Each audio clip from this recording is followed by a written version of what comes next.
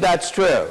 So how many of you guys are totally open to receiving whatever message you are meant to be receiving from whoever it is you are meant to be receiving it from? How many of you are totally open to that? Because it may not come from Jeff, true or true.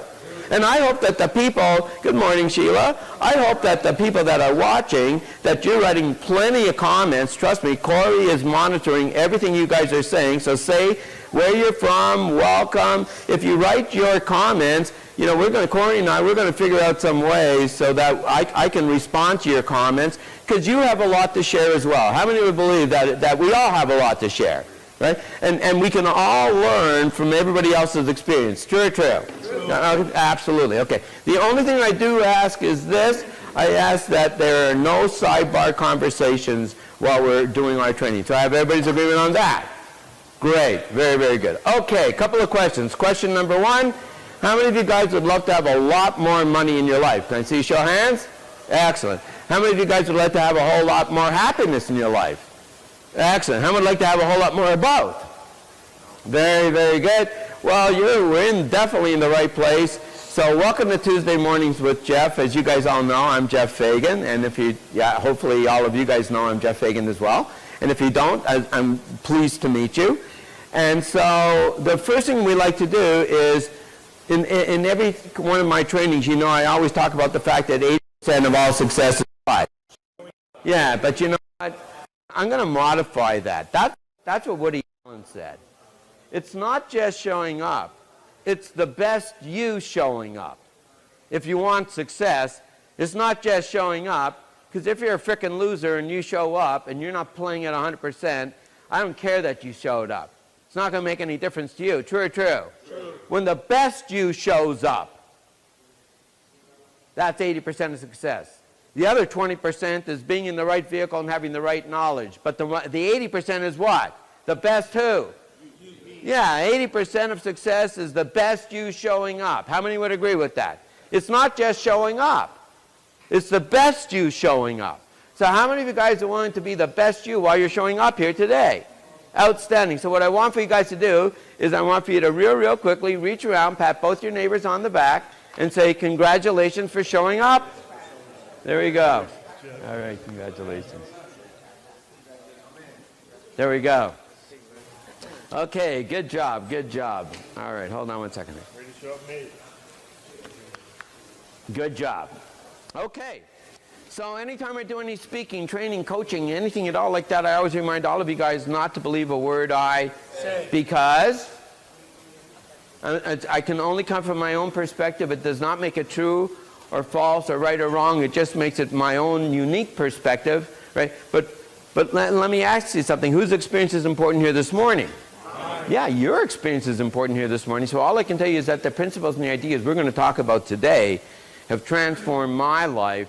It have now transformed the lives of literally thousands and thousands and thank you, thousands of other people. And if you learn these principles, and much more importantly, if you actually apply them in your life, I believe that your life is going to be transformed too. So how many of you guys will be willing to be open? And the key word is to be open. Pardon me, open, thank you. And actually do these principles in your life. Check it out for yourself. See if it worked for you the way it worked for me. And then you'll know for sure if I'm telling you the truth or not. True or true? Right? And if it works for you, you're going to keep on doing it. And just because it worked for me, does it always, if everything that worked for me, is it always going to work for you? No. And if it doesn't work for you, you're free to what? Yeah, how many guys want to be open 100%, at least checking it out? Okay, that's important. How many agree? You got to be open. Right? You got to be open 100%. Yes? Okay, good. Now, as for rule number 2, since we're all spending our precious time here, so how many of you guys want to get the very, very most out of this morning's training? Great. How many would like to learn faster?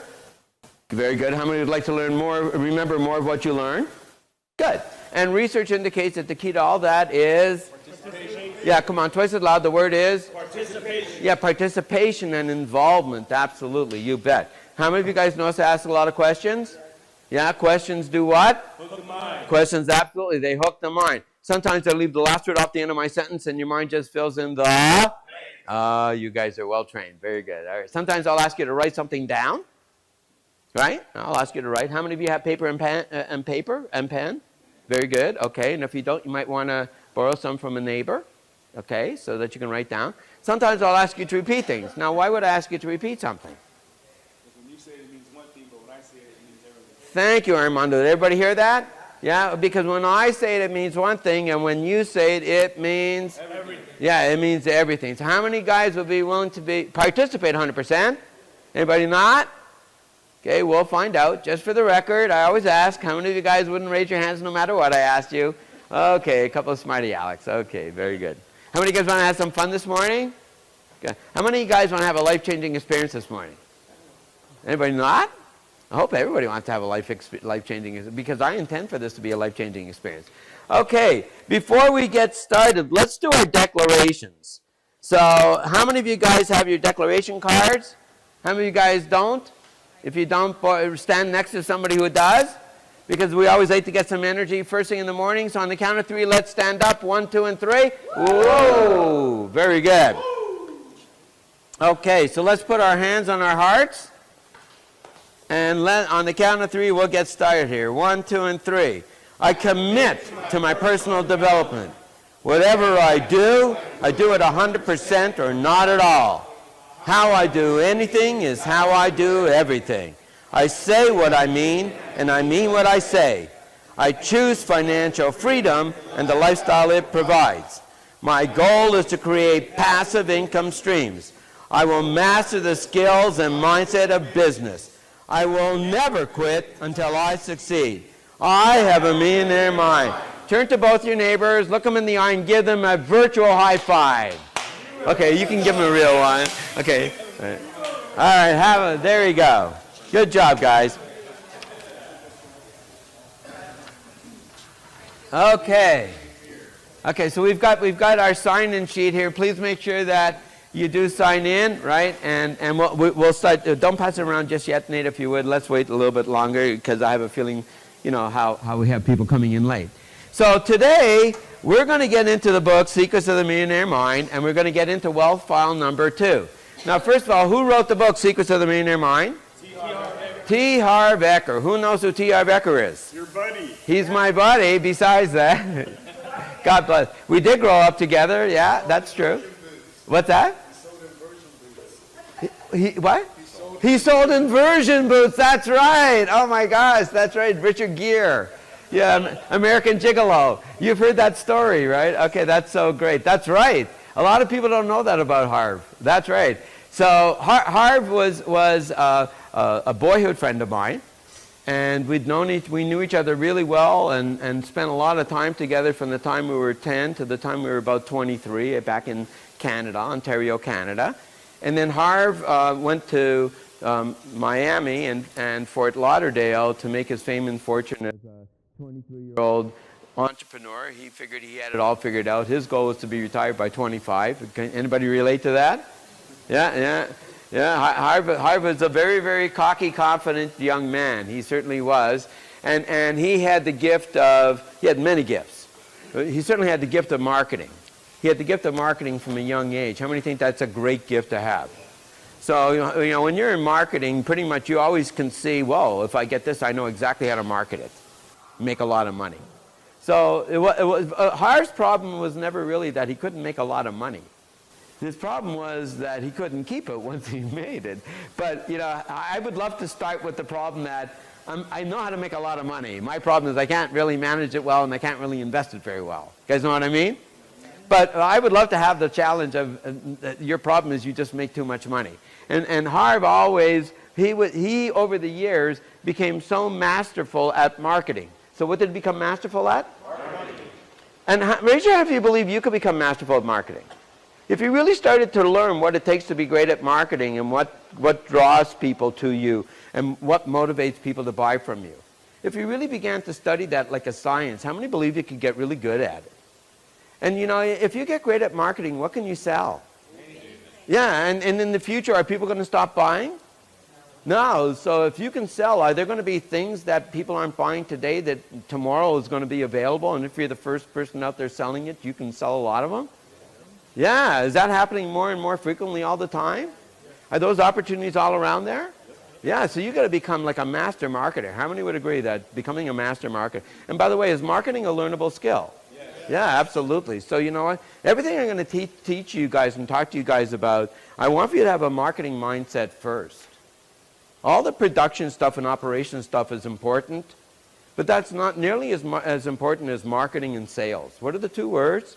Marketing and sales. Yeah, I mean, you have to be great at getting your word out to millions and millions of people, and then selling them, meaning you're closing them and then fulfilling. How many guys really want to become financially free and do it quickly? So you're going to have to become a beast at finding people, which is through marketing, closing people, which is through sales, and fulfilling to these people, which is production, very, very quickly. And doing it very, very quickly every day. Finding them, closing them, delivering to them. What are the three words? Find, close, deliver. What are you going to have to do? Find, close, deliver. Again. Find, close, deliver. Many times a day. That's what you're going to have to do. What are you going to have to do?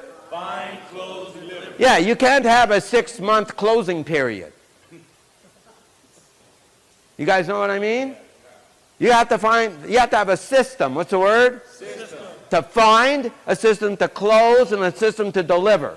And you got to turn that system into a frickin' machine. You guys got it?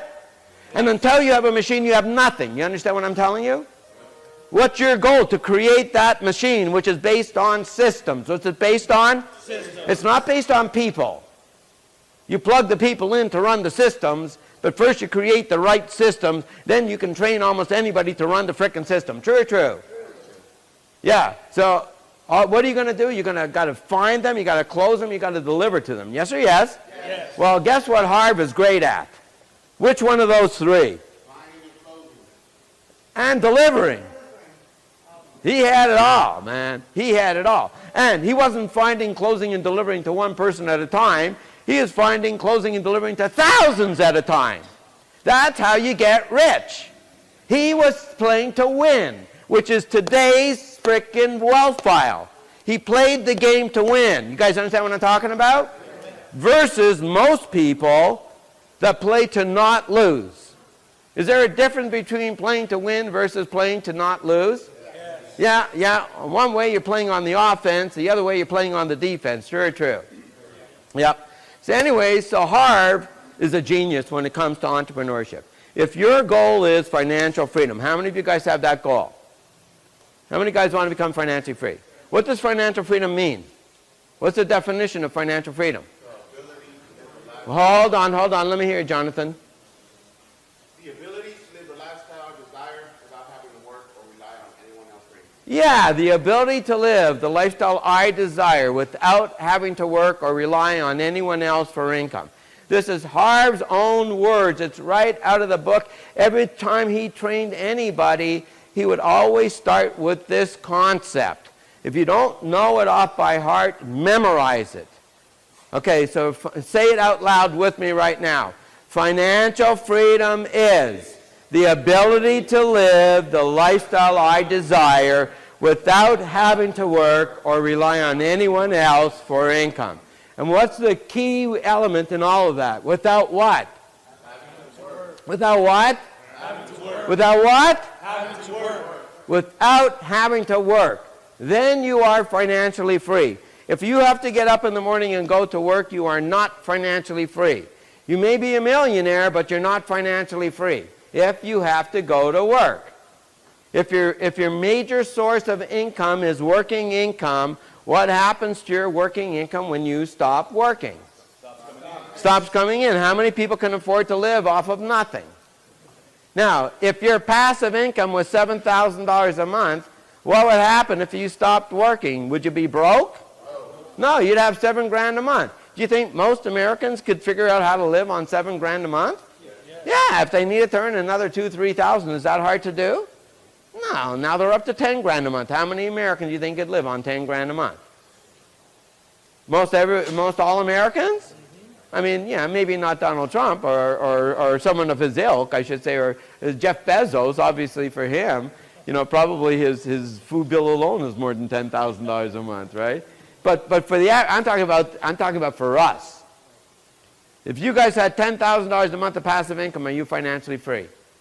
For how many of you, if you had $10,000 a month, you would not have to go to work? I'm not saying you couldn't choose to go to work, but now you have a choice. What's the key word? Choice. How many of you want better choices in your life?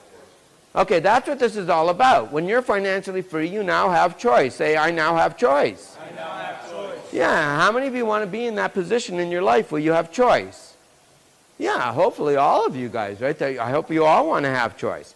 So financial freedom is the ability to live the lifestyle you desire without having to work or rely on anyone else for income. Which means if you want to become financially free, what kind of income must you be creating all the time? What kind of income? Passive residual income. Passive or residual income. Absolutely positively. What are some of the vehicles that will allow you to create passive or residual income? How many of you think network marketing is a great vehicle? In fact, you know what I will tell you right now? I would tell you that for 98% of all the people I meet, in fact, probably most of the people in this room, network marketing is your number one option. It is. Because if you pick a company that you're passionate about, so the key is a couple of things. Number one is pick a company that you're passionate about their product or their vision or their message. You guys know what I mean? Right? You buy in with their, so that you can become passionate about it as well. So you got to get plugged into the company, and you have to be passionate about the product, and you have to have right mentors. If you have the right people around you showing you their system, and it's a system that works, and if you're just a very coachable person, you can follow their system, and if you just keep doing it again and again and again, after 3, 6, 9, 12 months, you get the hang of it. You guys know what I'm talking about? And within another year or two, you've built a team of superstars. True. And now, guess who's replaced? You've been replaced by your system. Now your organization keeps on growing because all the people that you found and you trained and you sponsored and you coached and you developed into leaders, now you got 10 leaders out there all building their own organizations, and now your organization is going in leaps and bounds. You're in Bora Bora just sipping your pina coladas, having a good old time. True. Do you have to create the product? Do you have to package the product? Ship the product? Create all the marketing materials? Create all the operational and administrational stuff? You don't have to do any of that stuff. All you have to do is open up your mouth and know how to talk to people. True. Is that the easiest job in the world? Yes. How many people could open up their mouth and talk to people? Raise your hand if you could do that. How many people have at least probably less than $1,000, but $1,000 will get you into almost every MLM. True. There it is right there. There it is right there. Within 1 to 2 to 3 years, if you had the right mindset, the right mentor, the right product, the right company, boom, you're there. If you don't like network marketing, there's something called affiliate marketing. Raise your hand if you know what affiliate marketing is. Yeah, you know how many different companies, organizations, individuals, entrepreneurs offer an affiliate program? I offer an affiliate program. You bring somebody to me that buys my programs, I pay you 20%. That's an affiliate, right? When I ran Peak Potentials, we called it our ambassador program. Do you know how many millions and millions and millions of dollars came in revenues thanks to our ambassadors? It was countless. Because you know what? If you work with me and you like me, you know the best salesperson in the world is a happy customer? Raise your hand, believe that's true.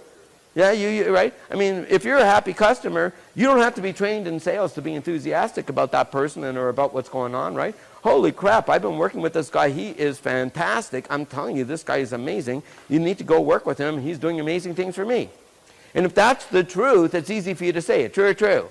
Well, what if while you were saying it, you also knew that if they came and I closed them, you were going to make an extra $5,000. They bought my $25,000 coaching program. And now, you just made $5,000. Right? That's called an affiliate program. What's it called? Affiliate program. Now, if you sign up as an affiliate, how many different affiliate programs do you believe are out there right now? Yeah. Today, you could sign up as an affiliate probably for free with almost anybody you want and go start selling their stuff today. But you have to be great at marketing. You have to be great at what? Marketing. Everything I'm talking about, guess what you need to be great at? Marketing. If you're not great at marketing, forget it. Forget it. Right? And we're going to talk about something else that you're going to have to do as well. So, in any rate, long story short is I saw a certain group of people during my time when I ran Peak Potentials go from being basically they got a few $100 in their bank account and they got a dead-end job to within 2 years being totally and completely financially free. Completely financially free, 2 years.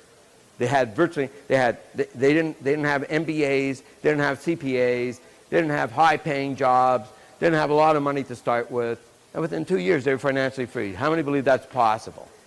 Yeah. What do you think happened in those 2 years to those people that changed everything? What do you think was the difference? Why do you think it happened for those people? And by the way, it didn't happen for all the people. In fact, I would say out of the hundreds of thousands of people that I would say at least tens of thousands, I don't know if it was hundreds of thousands, but tens of thousands of people that I saw coming to our events during the time I ran the company, not tens of thousands of people became financially free. Why do you think that is? What do you think? Mindset. Absolutely, you bet. You know what? And today we're going to talk about something really, really important because I want to talk about mindset before we get into this wealth file. You know, how many would agree that you can hear the same message told 100 different ways, and all of a sudden you hear it told a particular way that it really has an impact on you? Raise your hand if you know what I'm talking about. You've basically heard the same message many, many, many times. So I say, yeah, I know. But the way they present it is so different that it really, really kind of like shocks you and says, wow, that's the way it really is. You guys know what I'm talking about? So I have a friend, some of you may know him, we call him Coach Marco. Anybody know Marco? Marco was here on my birthday. He came here on my birthday. Usually he's not here because he's traveling all around the world as a coach and as a consultant. Okay? And Coach Marco. So Marco was doing a Facebook Live, and he was talking about being at a weekend retreat where people had paid $25,000 to be there for 3 days. So you're talking about a certain class of people. How many would agree? Yeah. And one of the people said, well, Coach Marco, you know, my goal is how do I start a business that in the next 3 to 4 years I could start and it could be worth $10 million. He said, $10 million, wow, well that's an interesting question. How do you start a business with the intentions of cashing out for $10 million in 3 or 4 years? Is that a good question to ask, by the way? Yeah, you can't get the answers till you start asking the questions, right? And he said, well, how much money do you have to begin with? And she says, well, I've got about $25,000. He said, ooh. So you want to go from $25,000 to $10 million in 3 to 4 years. He says, you know, let me think about it, and we're going to be here for another 2 days. I'll come up with an answer for you. So he did come up with an answer, and I'm not going to go into the whole elaborate part of it. But how many of you guys would like to go from small to big fairly quickly? So he says, you know how I was saying that 80% of all success is the best you showing up? Here's what he said. And I'm going to kind of like add my own piece to it. But basically why did I do that? Here, let me do it this way. There we go. Okay. Okay. We'll do this one more time. Okay, there we go. Okay, hey, all right. RV, RK, and RY. Right. He said that if you want to make $10 million in the next 3 to 4 years, and it can totally be done, it has to always begin with the right you. The right who? You. The right you. Say it begins with the right me. Begins with the right me. He says, you need to unleash your beast. There's only one kind of person that's actually going to do what we're talking about here, where you're going to go from small to big in a short period of time. You have to get yourself into beast mode. What's the word? Beast mode. You have to physically and mentally build up your capacity to outwork, to outthink, to outdo everybody and anybody, and push yourself with more stamina than anybody you know. Which means you have to be healthy, you have to be vibrant, You have to be sleeping properly. You have to be exercising properly. You have to be eating and drinking properly. You got to be in the best physical shape of your line so that you have whatever it takes to push yourself beyond what most people are willing to do. You guys know what I'm talking about? You need to turn yourself into a beast. You guys know what I mean? Yes. Is there a mindset that goes along with becoming a beast? Yes. Is there a certain energy that goes along with being a beast? Yes. You think most people are in beast mode? No, most people are not even close. Most people are in cruise control all day long. They don't even... or couch potato mode, which is even worse, right? Which is even worse. Yeah, absolutely. So here's the problem, guys. I don't see very many people in beast mode very often. Do you? No. You know, one of the things I will say about when I worked with Harv was the ultimate beast. He was the ultimate beast. I don't know when he slept or if he slept. That's why sometimes I swear sometimes he wasn't even human. He was in beast mode 24/7, 365. That's what it takes if you want to do it in a short period of time. You want to do it over a lifetime? Don't worry about it. If you're serious, what's the word? Serious. About you achieving your full potential, you must get into your beast mode. You have to have more stamina and be willing to push yourself harder than anybody would push themselves.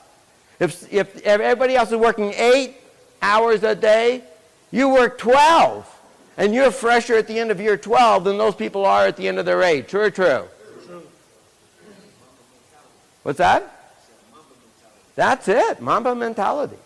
So what we're talking about here right now, every time you come into this room, if you're not in beast mode, and anybody watching out there, if you are not in this beast mode, you are not going to achieve the kind of success we're talking about here.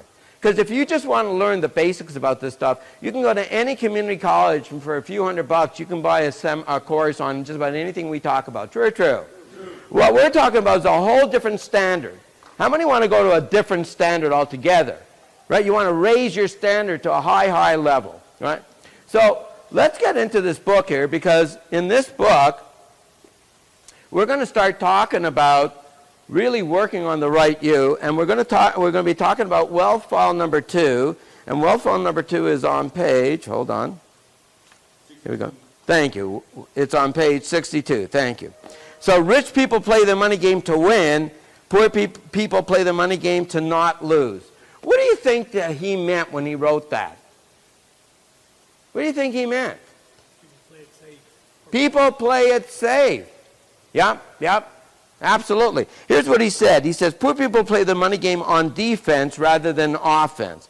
Let me ask you, if you were to play any sport or any game strictly on defense, what are the chances of you winning that game? What are the chances? Most people would agree, slim and none, right? And what are the chances of winning big? If you're playing strictly on defense, right? Okay, we just got 3 outs. It's our turn to bat. Nah, we don't want to bat. We just want to stay out in the field. Okay. No offense, only defense, right? Okay. We're playing hockey. Every time the puck comes to our end, we give it back to you. We're playing defense. We don't skate on that end of the ice, right? We want to protect our goal. What's that? You're almost playing cricket. You're almost playing cricket. Yeah, that's it, right? Okay. So you know what? You have to play on offense. You have to play on offense. How many would agree? Got to play on offense. He says, most people play the money game on defense versus on offense. How many would agree? Because of their what? Their programming? How many think it's because of their programming? Yeah, and fear is a big part of it, absolutely. Fear is a huge part of it. You need more defense in the stock market. You do, that's it. He says that for most people, so we're talking about like the vast majority of all the people you know as well, their primary concern is survival and security. What are their concerns? Yeah, survival. I'm going to write that down right down here. Survival and security. Okay, so that's what they're aiming for. That's what their primary concern is. That's where they set their intention. Instead of creating what? What's he say? Wealth and abundance. So survival and security is down here. Wealth and abundance is up here. You got it? On a scale of 1 to 10, survival and security is a level 1. Wealth and abundance is a level 10. Which do you think you're currently programmed for? Level 1 or level 10? 1. You know how you're going to know? Look at your results in life. That'll tell you exactly what you're currently programmed for. How many would agree?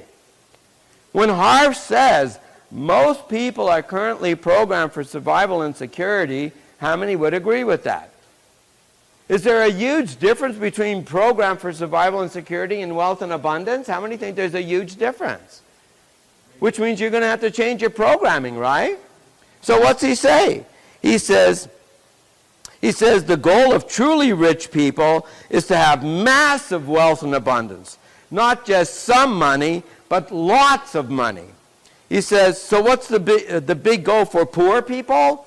He says, well, to have enough to pay the bills and on time would be amazing, right? Would be a miracle. Okay. He said, let me remind you about the power of intention. When your intention is to have enough money to pay the bills, that's exactly how much you'll get. Just enough to pay the bills and not a dime more. Guys got it? Okay, so what percentage of society, the people living in Phoenix, the people you know, you think represent the get-by mentality? 98%. Let's, what do you think, 95%? 90%? Okay, let's say 90. Let's say 90% of all the people are down here. Now he talks about the second group of people. He says very often these people get beyond here. They reach a point where they get to be comfortable. What's the word?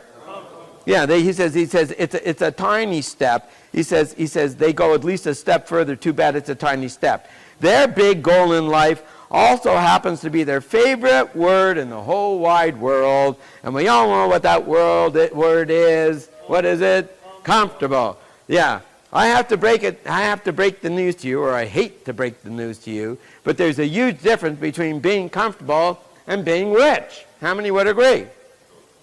He says further on, I'm not going to read it word for word, but basically he says, I've earned the right to write this book because I've been in all three positions. I've been here, and I've been here. In fact, I was so poor at one point that I had to fill up. He says I had to use 4 quarters in order to fill up the gas or put some gas in the car. This is obviously when gas was a lot less expensive, right?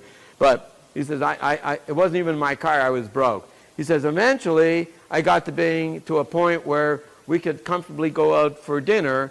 But I always noticed that I would always see the top part of the menu. It was always the chicken stuff. You know what I mean? And the more expensive stuff down, that he says, I think I'll have the chicken, right? And he talked about that. And he said, yeah, that's fine. But very often what I want is, I don't like chicken that much, right? And I'll tell you a story about Harv and his eating habits in a little bit, because it's pretty amazing to eat a meal with Harv in a restaurant. It's a once in a lifetime situation. I swear. Because how many of you guys, I'll tell you right now, how many of you guys have ever gone into a restaurant, a really high-end restaurant, and he'll look at the menu and then he'll call the waitress over and he'll schmooze her because he's such a great schmoozer. And then he'll say, listen, sweetheart, I don't see what I want on the menu, but here's it. I'm going to tell you exactly what I want, and I'm going to tell you exactly how I want the chef to prepare it. And whatever you want to charge me is perfectly fine. Now, how many of you guys have ever been in a restaurant with someone that does that all the time? This isn't just a one-time thing. Would you even think about it? No. He knows exactly what he wants when he goes into a restaurant. If they don't have it, he creates his dish and says, whatever you charge me, that's perfectly fine. I don't care. Now, how many people know somebody like that? If you hung around people like that, do you think it would change your perspective on things? I'm telling you, spending 2 years around Harv, that's where he thought about everything. He had his what's it called? Name the high-end cars. Not Mercedes. Yeah, I forget which. But yeah, Porsche. So he has a Porsche in his home here, He'd had the Porsche for a year and a half. It's a beautiful, beautiful Porsche. And it had like 3,000 miles on it. I said, and I'm driving in this Porsche with him. It's a beautiful car. I mean, it's got every feature you could imagine, right? And I said, how much is this Porsche costing you? I said, how long you had this Porsche? He said, a year and a half. I said, you got 3,000 miles on it in a year and a half? How much is this Porsche costing you? He said, I don't know. Who cares? It's a write-off, right? Now, I'm telling you, if you don't hang around these people, you don't get to feel their energy. How many would agree? So when I was hanging around Harv and all these people for a while, I felt their energy. I saw it. I'm telling you, when it was time for these people to get into beast mode, they were beasts. And if you want to be really successful, you need to become a beast. You do. How many would agree? I want you guys to write it down. I'm going to become a beast. Write it down. You have to get into that mindset. Beast mode is everything.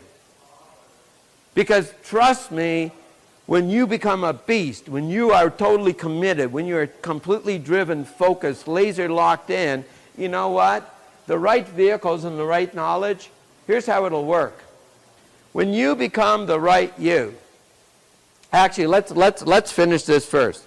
He talks about this whole idea of becoming comfortable. He says, you know, comfortable is one thing. He says to you, I have to say that for me personally, one of the best things about being rich is not having to look at the prices in the menu anymore. I eat exactly what I want to eat, regardless of the price. I can assure you, I didn't do that when I was broke or comfortable. And it's true. He wasn't exaggerating at all. When Harv goes into a restaurant, it's a very unique experience. It's nothing quite like going to eat with Harv. I love it. I never ever got tired because you know, by the time they were done, the waitress or the waiter loved us to death because the way he schmoozed them. He always gave great big tips. I mean, he was very, very. I mean, can you imagine when money really truly is no object? How many can imagine that? How many can't imagine? It's almost too hard to imagine. Come on, be honest. It's hard to imagine. I mean, where money really is no object. Where really, truly, you know, you can blow thousands of dollars. Not that Harv ever did. Harv always valued money. He made sure that, I mean, he may have been a little bit extravagant on his food and that kind of stuff, but Harv never blew his money. He'd blown it once before, and he said, I'll never do that again. I will manage my money. I'll have my play jar, and his play jar is as big as most of our salaries, right? So he can blow his money in his play jar and still have his investments and financial freedom account and all the other jars filled in. Because guess what? He practices what he preaches. How many think that's a good idea? Yeah, absolutely, right? So he says, what's that? He is. And I love Harv, and I'm sure he's not watching, but God bless you, Harv. You're just 1 in a billion, buddy. And I love him to death. Yes, go ahead. Bringing it to the restaurant thing is something I've done recently too. Yes. You interact with people in a way that they don't expect, and it changes their mindset on what's possible. When I go to Vegas, there's one restaurant I go to, and I went in, I don't know, 6 months ago, 8 months ago, and I said, what do you recommend? The waitress. Because they're always trying to pitch you on something. Yep. I said, whatever it is, I'll take it. Like the same thing, regardless of the price, because you know it's inexpensive. Yep. Here's my terms. It's either fantastic if I want the experience or it's free. She's like, I don't know, I've never heard that. So it's get her to stumble and I don't know what to say. She said, well, I got to go check the chef. So that means you're either not confident in your own service, you're not confident in your chef's ability, you're not confident in your food. Yes. And I said, I'll take whatever it is. So she tells me this pork, what they call it, tomahawk pork. Yeah. Big gigantic pork steak. Uh-huh. And I said, she goes and checks with the chef first and comes back and says, okay, we'll do that. Yeah. It comes out as cold, and Yeah. it wasn't very good. And I said, here's my term. I said, it was either fantastic or it's free. Yeah. She goes, well, what else can I get you? I said, the same thing. The next thing on the menu is you tell me. That was a Chilean sweet ass. Yeah. It was ridiculous. It was so good. But getting them to start the conversation is they're not aware. And then I said, well, I went through the anguish of having a meal, but now I had a course or done eating. Yep. I'm still waiting. Yeah. What else can you do for me? Yeah. Throw in an $8 dessert. Oh, there you go. But it's asking them. Oh, yeah. To perform at a level that they're not used to. Very much so. And in fact, those, you know, I call these negotiating skills, actually. and the ability to negotiate with people. Once you become great at negotiating, which, by the way, is part of my business training program, where you actually learn negotiating skills. Because how many times during your day are you negotiating? And how many of you believe that your negotiating skills could really be a lot better than what they are right now? Right. So my belief is that you all, and that's another skill, but how many believe negotiating is a learnable skill? Yeah, and it's a mindset. Really, negotiating is a mindset. And when you're in beast mode and you become great at negotiating, and you become great at asking the right questions, trust me, your life will never be the same. So bottom line, Harsh says this. He says, it boils down to this. If your goal is to be comfortable, chances are you'll never be rich. But if your goal is to be rich, chances are you'll end up mighty comfortable. How many would agree? Right? Exactly. So so that's, it's a relatively small wealth file. The idea is this. For you to get by on a scale of 1 to 10 in terms of character, in terms of who you need to become, I want to tell you guys something. I'm gonna suggest to all of you guys that your mission should become really, really, really, really rich. Really rich. For 3 reasons. How many? 3. Okay, the first reason is lifestyle. How many of you guys would like to be able to live a great lifestyle? Raise your hand if you'd like to do that. Drive a modern, a new car that you like, live in a nice neighborhood, take nice vacations, eat healthy food, belong to the best clubs. How many would like that lifestyle? Absolutely, right? So reason number 1 is when you have enough money, you can live that lifestyle. How many think that would be a great thing to have? Okay, if you were your best friend, would you wish it on yourself? Or would you wish yourself mediocrity? What would you wish yourself if you were your best friend? Wouldn't you want to wish yourself this? Wealth and abundance? If you were your best friend? Okay, well, Jeff is your best friend, and Jeff is your best friend right now, and my best friend is telling your best friend, which is your higher self, that the best thing you can do, starting at this very, very, very moment, is to decide that this is what you're going to reward yourself with. Wealth and abundance. So you get to enjoy the best things life has to offer. And there's no excuses. And no, I don't care what your story is. I don't care who you are. I don't care where you come from. I don't care what your education is. If you tell a story other than wealth and abundance, you're giving yourself bullshit. How many would agree?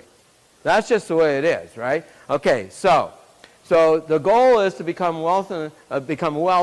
Number one is because of lifestyle. Number 2 is because of contribution. What's the word?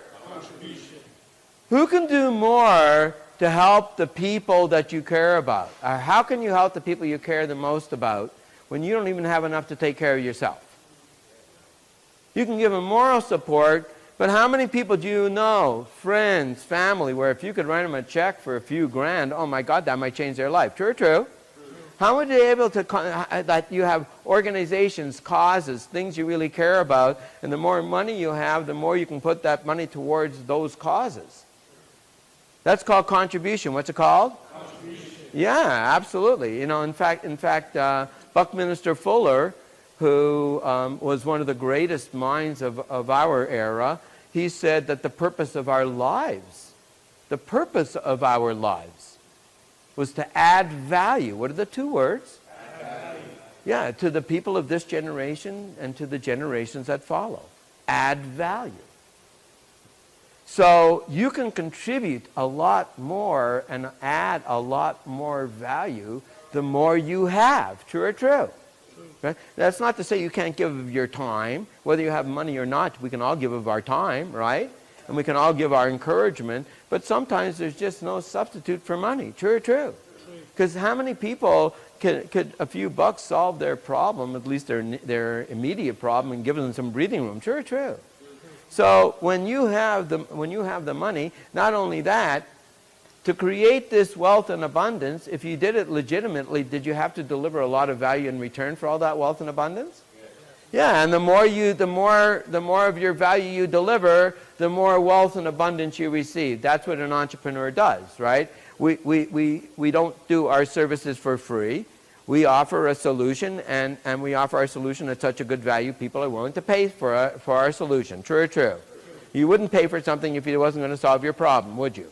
No, you wouldn't, right? And if you're not happy with it, you return it, if you can, right? So the whole point is that number 2 is contribution. What's the word? Contribution. How many of you guys want to make a major contribution during your lifetime? Right? You can't, it's hard to do that if you don't have the wherewithal to make it happen. True or true? Right? Because you got to worry about just taking care of yourself and your own family. True or true? So when you have wealth and abundance, not only do you live a better lifestyle, not only can you make a much bigger contribution, but the more important thing is, are you going to have to grow yourself from a level 1 person to a level 10 person? Are you going to have to grow yourself in order for that to happen? That's the biggest part of the whole thing, guys. That's becoming the right you. This is the most important part right here. You guys get it? Until you can grow yourself from a get-by programming to just being comfortable programming to wealth and abundance programming and grow into that person, you will not get wealth and abundance results. How many would agree? If you want wealth and abundance results, you have to program yourself to have a wealth and abundance mindset. True or true? Do you think that's the mindset you have right now? No. For most people anyways. If you don't have wealth and abundance in your life right now, that is not your current blueprint. It's not your fault. Say, it's not my fault. Tell both your neighbors that. It's not our fault. No, it's not our fault. It's not at all our fault, but the fact remains, it will be our fault if we continue to allow it to happen in our lives. True or true? Were you going to mention something? Yes, exactly. That's exactly right. It's exactly our responsibility to fix it. How many would agree? Right? Now, it may not be our fault that that society planted a whole bunch of the wrong seeds, and because we were young and we were naive and we didn't know any better, we allowed those seeds to germinate, and those seeds became our fruits. True or true? True. That's what happened. It's not our fault that those seeds got planted, and so we had those results. But as you were saying, yeah, that's right, right? It's our fault. So the goal is to grow yourself from a level 1 person to a level 10 person. What's the goal? Grow yourself from a what? Yeah, that's the goal, right? That's the goal. Because until you grow yourself into a level 10 person, here's how it works. And I'm going to draw it right this time. Okay. Ta-da! Let me get, can I have a round of applause? Okay, very good. Okay. RV, RK, RY. Okay, so, for me at the 2% Club, I'm really totally passionate about working on this part with you more than just about any other part of everything. I can work with you on the right vehicle, I can work with you on the right knowledge, but the most important thing is becoming the right you. How many would agree? This is it. If you grow yourself into a successful person, whatever you choose to get into, chances are you're going to be what? If you grow yourself into a successful person, chances are you're going to be what? Why? Thank you. No, I'm good. Thank you. Thank you. So if the whole goal here is to grow yourself into a successful person. How many believe that you could grow yourself into a successful person? Okay. Regardless what your past is, all your past was a learning experience. So what was your past? Learning experience. Again, please. Learning experience. And we've all learned some very valuable lessons, haven't we?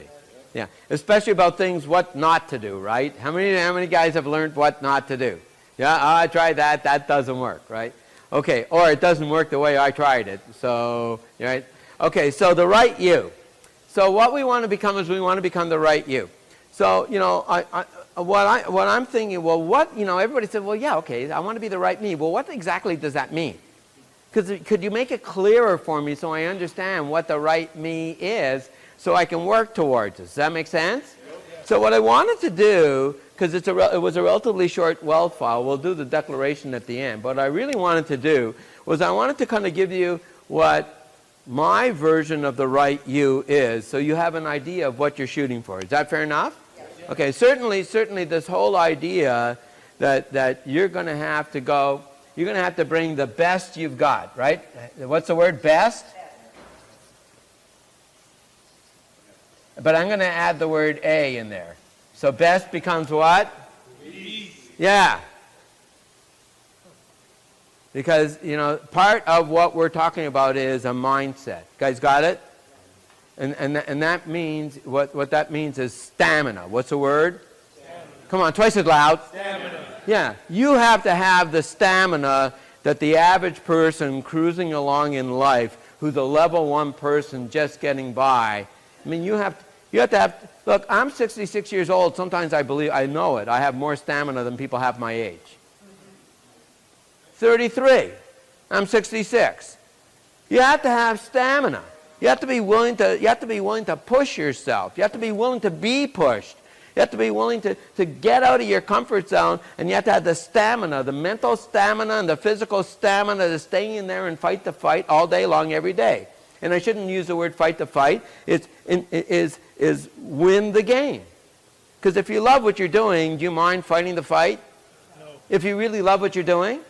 No. So, step number 1. I call it warrior,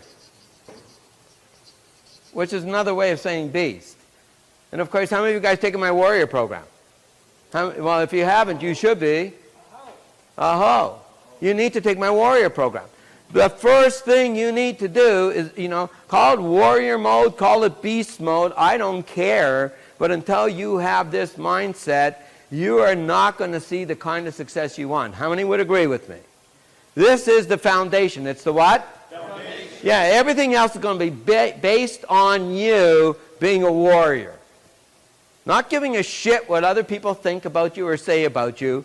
Being in your integrity, doing what you need to do, and becoming a manifester. If you say it's going to happen, guess what happens?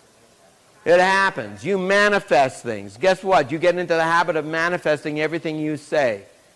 To the point where if you say it, everybody knows it's going to happen. You guys know what I'm talking about? Yeah. Okay, that's a mindset. What is it? Mindset. Yeah, and until you have that mindset, you're not going to achieve anywhere near the kind of success you deserve. How many would agree?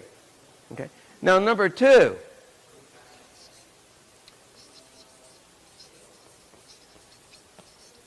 GRDWYL. Who knows what that stands for? Besides Scott. Get rich doing what you love. The really, really, really, really, really, really successful people, they know what they're good at and they know what they're bad at. And guess what they spend all of their time on? What they're good at or what they're bad at? What they're good at. And if you spend all your time at what you're good at, do you become a master? Do you? When you're spending all your time just on what you're good at? And do masters make the most money? Yeah. So the thing is most people I know are not doing what they love. Most people go to a job every day, they do whatever work they're doing, not because it's what they love to do more than anything else, but because they got to earn a living and this is what they got. True or true? True. Are they passionate when they wake up in the morning about what they're doing, or is it just like another day, I got to go in, fight the traffic, it's just another day? Raise your hand if you know those people. They're everywhere. It's hard not to find them, right? They're just about everybody, right? Okay, so if you're going to be the right person, if you're going to be a level 10 person, you got to have a plan to get rich, but doing what you love. Doing what you love. And if every person in this room is an adult, by now, if you don't have a clear crystal picture of what you love, guess when's the best time to get that crystal picture? Now. Yeah. Right frickin' now. Right now. You want to get that picture so that you can truly get rich doing what you love after you become a beast. So you're a beast, and now you know what you're good at, and now you're going to say, all I'm going to do is what I'm good at and what I love to do. I'm going to get rich doing it. And then number 3 is The right you does not currently know the right business skills. You have bits and pieces of it, but you don't have a whole business system. A business what? The system. Yeah, you don't know, most people I know that when I talk to them, as soon as I start asking them a bunch of questions, it's clear to me they're amateur business people. Raise your hand if you know what I'm talking about. They don't have this covered, they don't have that covered, they don't know how about this, they don't know about that. It's like a very haphazard kind of a business. Raise your hand if you know what I'm talking about. You need to have a structured, systemized business. How many would agree? You have to learn certain business skills and know the fundamentals of business. True or true? Yeah. You don't need to know what it takes to build a major corporation right now. You need to learn how guerrilla business experts start from scratch and launch a legitimate business. True or true? This applies for all businesses. Brick and mortar businesses, even though they're going out of style, online marketing businesses, network marketing businesses. Everything right now depends on you creating great business skills. Look, if you want to be paid the best, you must be the best. Yeah. We're talking about, I don't care. These are all generic. What's the word? Generic. Whatever vehicle we'll end up with is down the road right now. Right now we're working on you. True or true? Okay. So now you got great business skills. The next thing you got to do is we got to devote some exclusive time for you to become a beast at this. What's the word? Marketing. Come on, what's the word? Marketing. Your marketing skills have to be above and beyond everybody else you know. You have to start using your imagination, that brain of yours that's sleeping 95% of the day, and start using your imagination and start learning how to become phenomenal at marketing. You got to become a beast at marketing. Every day you know what's got to be the first thing you think about when you wake up? Marketing. All day long, everything you do, you know what you're thinking about? How can I get my message out to more and more and more of the people that could use my product? Marketing. What's the word? Marketing. How can I reach thousands? And how can I reach millions? And how can I reach tens of millions? And how can I reach hundreds of millions? You see, Gary, it was Grant Cardone. You think he's marketing a little teeny tiny? You think he's getting his message out to as many people as he can? Massive marketing, right? Yeah. How many do you think his marketing budget is? We should all pray we have his marketing budget. Because if his marketing budget is that big, trust me, do you think he knows the lifetime value of his customer? If he knows that the average customer spends $7,000 with him, is that worth it to invest $2,000 to make $7,000? Would you invest $2,000 in somebody to get $7,000? Yes. All day long, wouldn't you? Okay, but first he has to know what the lifetime value of his customer is so he can know what kind of a pitch he can make. True or true?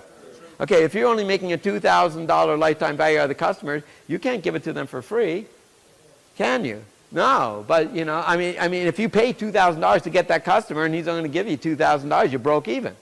Why do it? But if you're going to make $25,000 from this customer by investing $2,000, would you do it? Yes. That's why really smart marketers, and you might want to even think about this if you want to go after high-level people. Let's say you got, I don't know, $1,000 a month for marketing. You say, I want to go after plastic surgeons. And you know what? Your goal is to reach out to 100 plastic surgeons and see if 10 of those 100, so 10 plastic surgeons, would meet you at Ruth Chris Steakhouse for a $100 lunch. You meet 10 people over the course of the month, that's $1,000, $100 a lunch. But if you meet 10 plastic surgeons, what's the likelihood one of them might say yes? And do they know other plastic surgeons? Okay, so would you rather spend that $1,000 on Facebook ads, or would you rather spend that $1,000 in Ruth Chris Steakhouse talking to plastic surgeons? Same $1,000. It's what you market. It's the way you market and who are you going to market to. You want to market to high-end people? Maybe, is that a good strategy? Raise your hand if you think that might be a pretty good strategy. You take them to a high-end restaurant and you serve them a beautiful meal. What's the likelihood they're going to be impressed with you if it's a nice meal? You can close them. Maybe not that time, but down the road. And are you going to close all of them? No. But you know what? If you're going after the right people and you could close one a week, and then, hey, that's a $25,000 sale every time they say yes, and you do that once a week, how much is that in a month? What's 4 times 25, guys? Come on. That's $100,000. That's $100,000 in a week. Is that right? No, wait, no, 100 in a month. Pardon me, 100,000 in a month. But that's my point. My point is you get one a week. That's called a system. What's it called? System. What's it called? System. How many systems do you need to get rich? One. How many? One. Yeah. One system. You know how many systems are out there? By the time we're done, if you're going to be the right person, you're going to know all the right marketing systems. How's that going to change your life? How's it going to change your life when you are great at marketing? Hello? Is everybody awake? Yeah, absolutely. Okay, now next.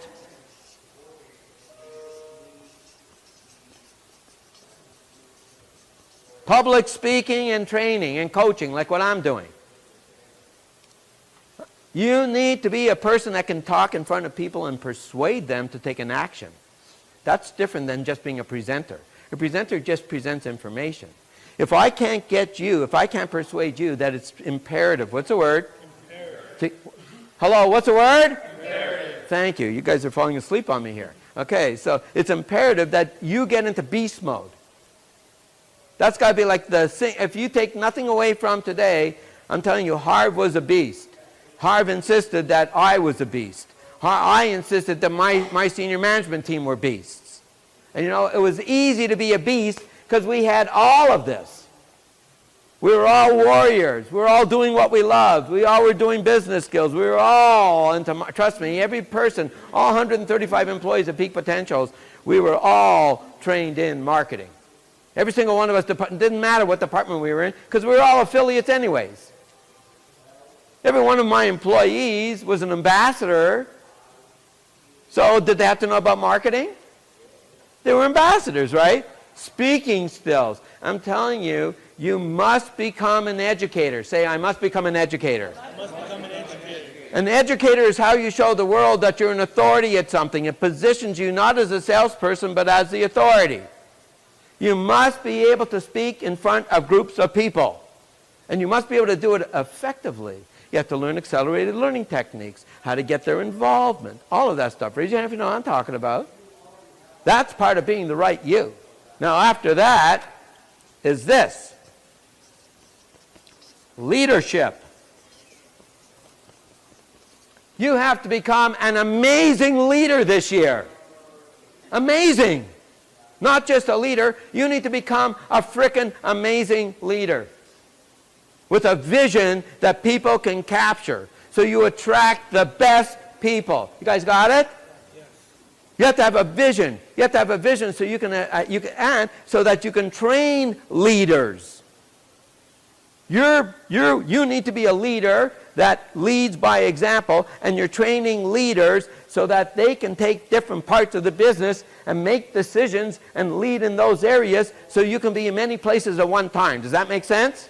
That's called duplication. What's it called? Duplication. And you want to duplicate your leaders, the people that you attract to become leaders, and first you need to learn how to become a dynamic, powerful leader. Raise your hand if you think that's important.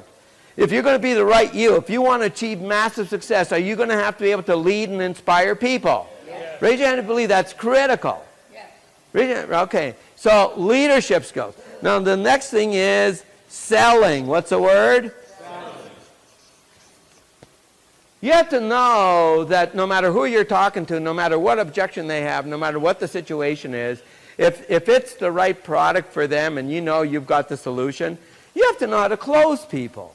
You have to know the skill and the art of selling. Is selling and marketing different? Raise your hand if you think they're two totally different skills.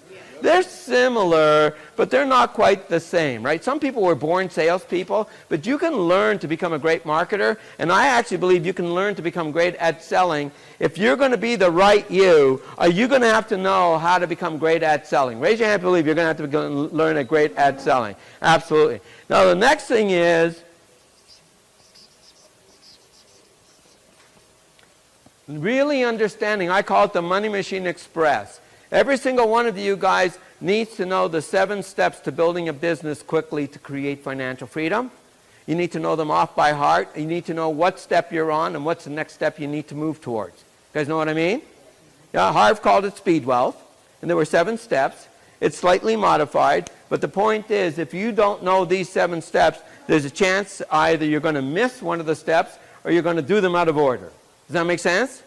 You cannot miss any of these steps, and you have to do them in the right order. And if you don't know the steps and you don't do them in the right order, chances are, along the way, things are going to get really hairy for you. You guys know what I mean? So you need to know this.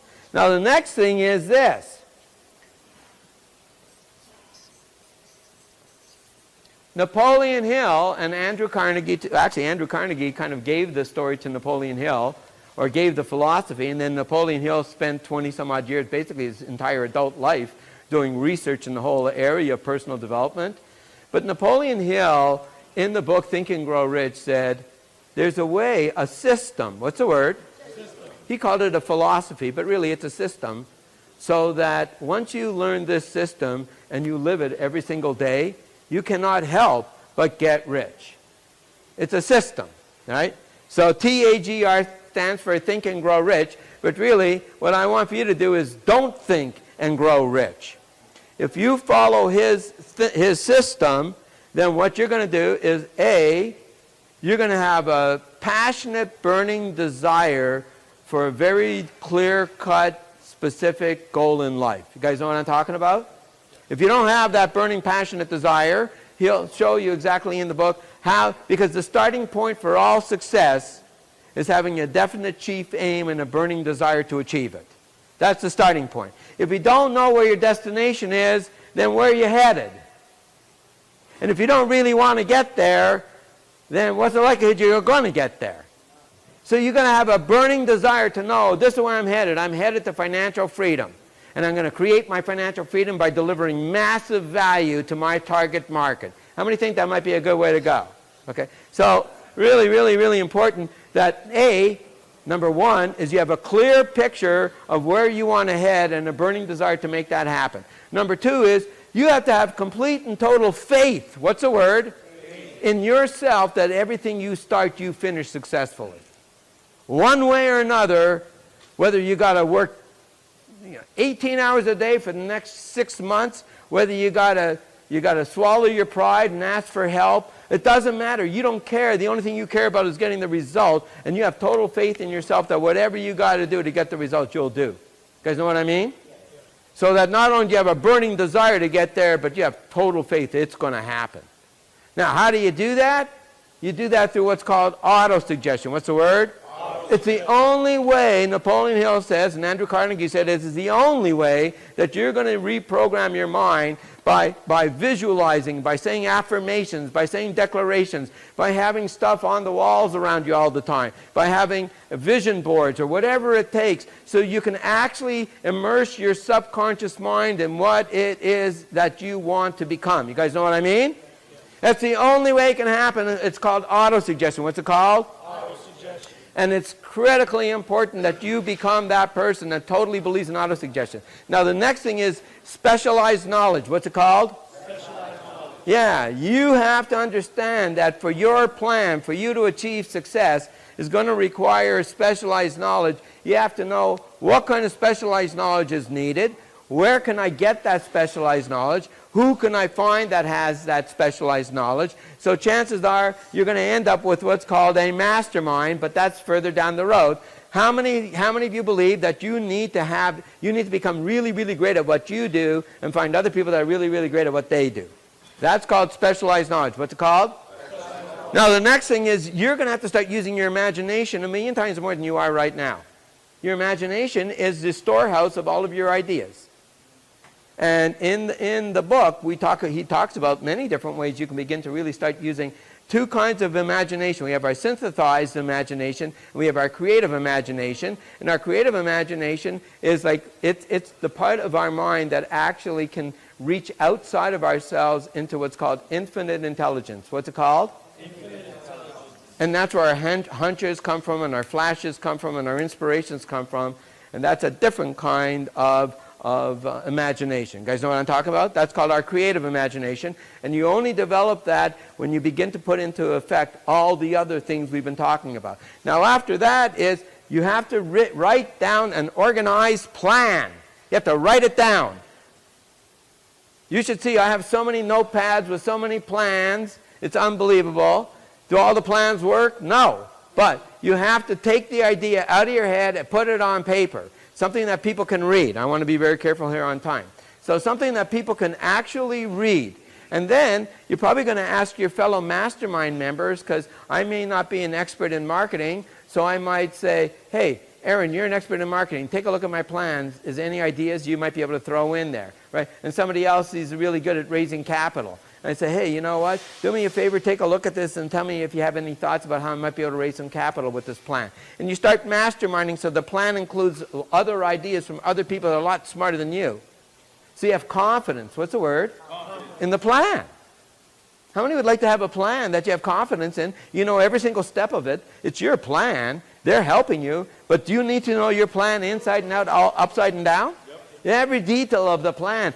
You have to become this person that not only knows your vision, but has a plan and knows every frickin' detail of it. Now, do you think most people are like that? No. They don't even have a plan, let alone know the details of it. Okay, so after you have a plan, you have to become, and this is really part of becoming a leader, you have to be capable of making decisions. You have to say, you know what? You can't say, well, I don't know what to do. How many of you guys want to follow a leader that says, well, geez, I don't know, guys, I don't know what to do? Or do you want to follow a leader that's decisive? Okay, here's what we're going to do. We're going to do this and this and this and this. Who would you rather be following as a leader? Someone that says, oh my God, I don't know. Oh shit, we're up the creek. I have no idea what we're going to do. Or somebody says, all right, here's the situation. This is what we're going to do. Made a decision on the spot. He doesn't have hours to think about it. He doesn't procrastinate. You make a frickin' decision. And you might realize, are you prepared to make a decision where some of the people are going to say, what, are you nuts? And they start swearing at you because they don't like your decision. Because if you're going to make decisions, can you be a people pleaser? Or do you have to make the right decision? And if you're making the right decision, might you piss off some people? Yes. Are you a big enough person to realize that you may be pissing off people? Yep. Are you prepared to make that decision in spite of it? Yes. Yeah, you have to grow into that person. Now, the next thing is persistence. What's the word? Persistence. Because guess what? Chances are your original plan, it ain't going to work. So guess what you're going to have to do? You're going to have to persist and create a new plan. And if that one doesn't work, guess what you're going to have to do? And then what are you going to do? And then again, what if that doesn't work? What if that doesn't work? What if that doesn't work? What if that doesn't work? That's called persistence. What's it called? Until you become a persistent person, you're not the right you. You're not a level 10 person.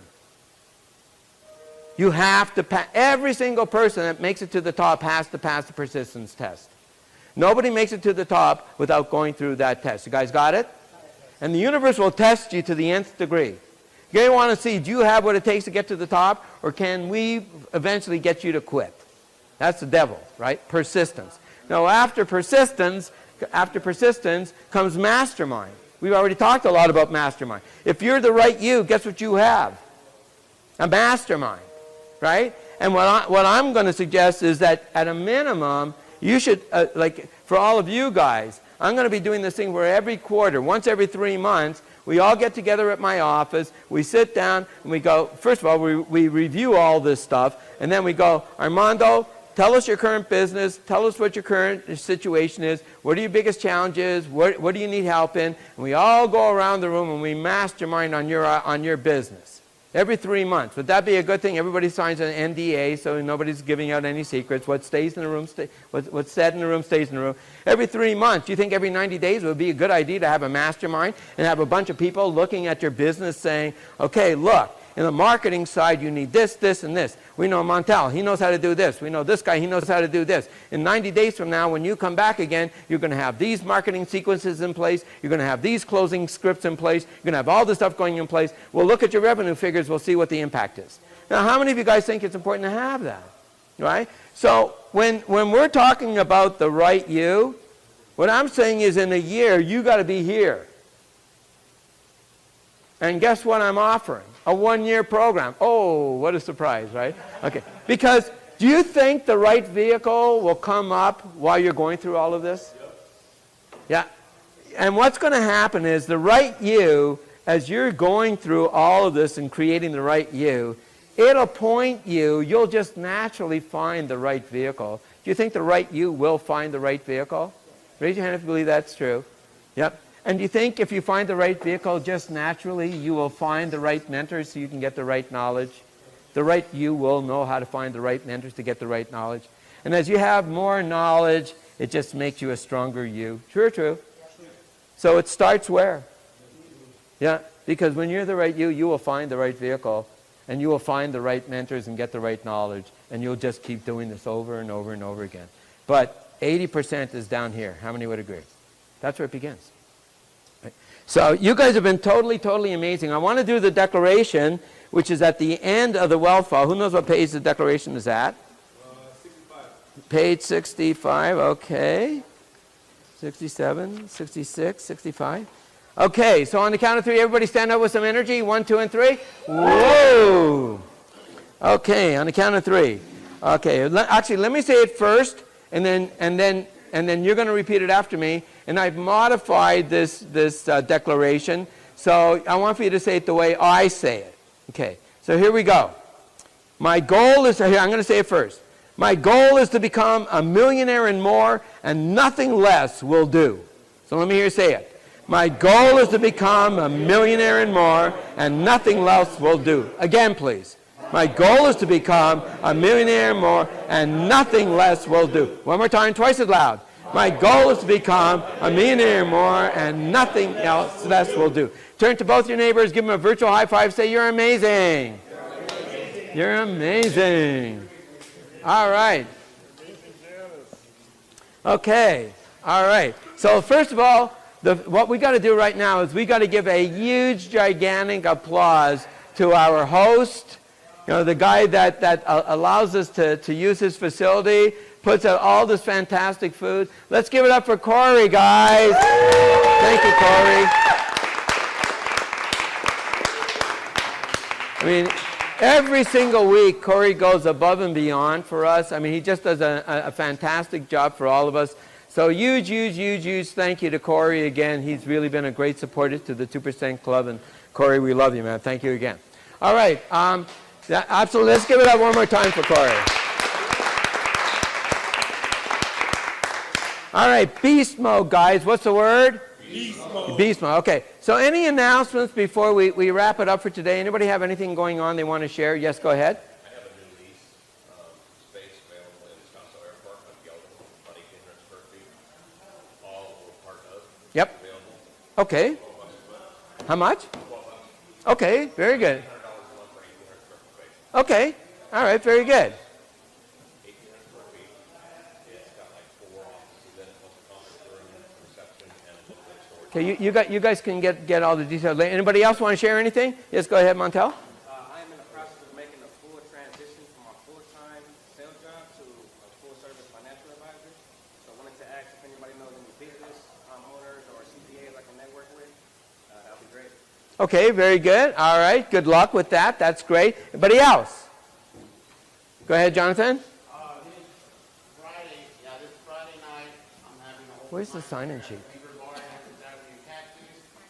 Next Friday, I'm having one in Avondale at Casa de Plata, and the Friday after that, I'm having a comedy show at Casa de Plata. If any of you guys are interested, sometimes there's more information. Okay, very good. Excellent. Where's the sign-in sheet? Okay, so you got it? All right, very good. Did everybody sign the sign-in sheet? Okay, raise your hand if you didn't. Okay, very good. All right. Anybody else have any announcements? Yeah, go ahead, George. Okay, Janice. Yeah. Guys, quiet, please. I'm having a movie night at my house on the 20th, 7 o'clock to 9 o'clock. What's the movie? What's the movie? The movie is, I don't know. You'll figure it out. The movie is earthing. Is what? Earthing. Earthing? How important is grounding or earthing? Oh, earthing. Okay. All right, very good. Okay. George. Unstoppable warrior. Anybody who has not done it, get in it. Thank you. And change your water, change your life. Serious from top to me, we all. Okay, very good, George. Anybody else? Okay, I have a couple of things. Tomorrow night, I'm going to be doing for 2 hours, and really it'll be a pack-filled with content 2 hours at my office. It's called the Money Machine Express for Network Marketers. because I really do believe that as a platform, I'm not endorsing any particular network marketing company, and not even endorsing the network marketing industry. I'm just showing how network marketing, for most people that I know, most people you know, is probably their best way to financial freedom with the least amount of risk. You guys know what I'm talking about? You know, because, I mean, in most MLMs, the most you can lose is whatever you put up. So, I mean, if you put up $500 or $1,000, well, that's better than putting up $500,000 for a franchise and then losing all $500,000, right? So, especially if you're not really skilled in business, I really believe that one of the best ways, and Harv believed this as well. Harv said number one is, he said, if you're not in a business when you're here at the MMI, by the time you leave, find somebody in a network marketing business and sign up. Because the tax benefits alone from being in a business are phenomenal. How many would agree? Okay. Yeah, absolutely, you bet. So look, you know, the thing is, you know, unfortunately, the statistics don't lie. And the statistics say that if only a very, very, very small percentage of all people that get into network marketing actually ever earn any kind of serious money, create financial freedom. That's the statistics. But isn't that true in pretty much everything? Yeah, in life insurance sales or in real estate sales, it's a small percentage that really end up making most of the money. True or true? Well, I'm going to tell all you guys that every single person here in this room, if you did all these things, if you learned all this stuff, network marketing will be your fastest way. Within 12 months, you'll probably be making, I don't know how many $1,000s a month of income. And within 24 months, maybe your car is paid for, maybe your mortgage is paid for, and you've got this great organization going, and you're building leaders that are just going to go out there and crush it and build your organization for you. So I've seen it happen enough times to truly believe in the power of network marketing. And so if you want to learn the 7 steps to just crushing it in network marketing, and again, these are generic principles. So what are they? You're going to want to come, and once you see this, you're going to want to train every single one of the people in your organization on exactly what I'm training you guys on. And by the way, a lot of it was based on what Harv trained me on. So it's really a lot of Harv Ecker's words coming out of my mouth. You guys know what I'm talking about? And there was nobody smarter than Harv when it came to this stuff. So that's tomorrow night. We have limited seating. If you don't have the link for it, it's a whole $10, so it's not going to, hopefully it's not going to break the bank for you guys, right? And then not this weekend, but the following weekend on Saturday and Sunday, 2 full days, we're going to take all 13 principles of the Think and Grow Rich, and by the time you leave, it's going to be so deeply embedded in your brain, you're going to know all 13 principles. You'll have recited them so many times over those 2 days. I will have so completely immersed you in Think and Grow Rich that you will know exactly all 13 principles, be living those principles, and be on a huge way of getting to become the right you. So it's a full 2 days at my office. Again, very limited seating, so if you want to know more about that, we can talk about that later. You guys have been totally, totally amazing. Give yourselves one last round of applause. Thank you to everybody who was watching on Facebook. We love you guys as well. One more time, let's give it up for Corey. Hey, Corey. And I always end all of my trainings with one word, and that one word is namaste. Namaste. Great job, guys. Thank you again. Good job.